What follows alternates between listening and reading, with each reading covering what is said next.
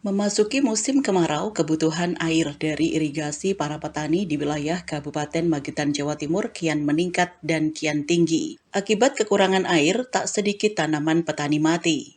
Guna menyiasati kekeringan di area lahan persawahan petani di wilayah Magetan, Jawa Timur saat musim kemarau, kantor SDA Sumber Daya Alam Magetan mulai mengganti sumur bor manual.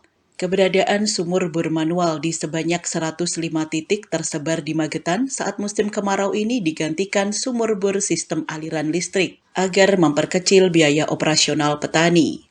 Dipaparkan Yulika Iswahyudi selaku Kepala Bidang Kantor SDA Sumber Daya Alam Magetan, pihaknya di musim kemarau ini sudah membongkar ratusan sumur bor manual diganti sistem listrik. Yulika Iswahyudi menambahkan, digantikannya sumur bor manual berbahan bakar solar ke aliran listrik ini untuk menekan biaya operasional petani yang membutuhkan air di saat musim kemarau tiba, sehingga petani dapat mengaliri aliran air ke sawah mereka.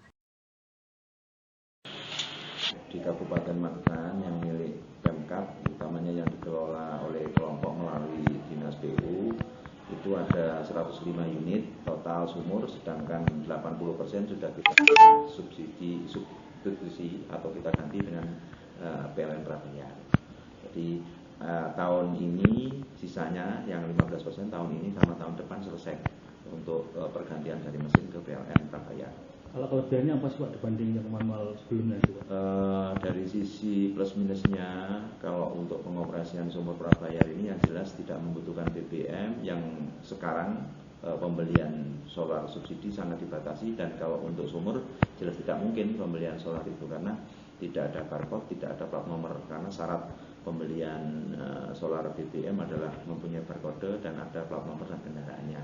Dan yang kedua, bisa menekan biaya produksi. Yang jelas kalau dulunya menggunakan BBM, di situ ada rentetannya, ada pergantian oli, pergantian aki, pergantian filter, dan spare part lainnya. Kalau PLN itu hilang, jadi bisa nol, dikatakan olinya diganti dengan pulsa, yang mana hitungan dari pulsa itu sendiri bisa menekan biaya produksi kurang lebih sekitar 40% dari sebelumnya BBM.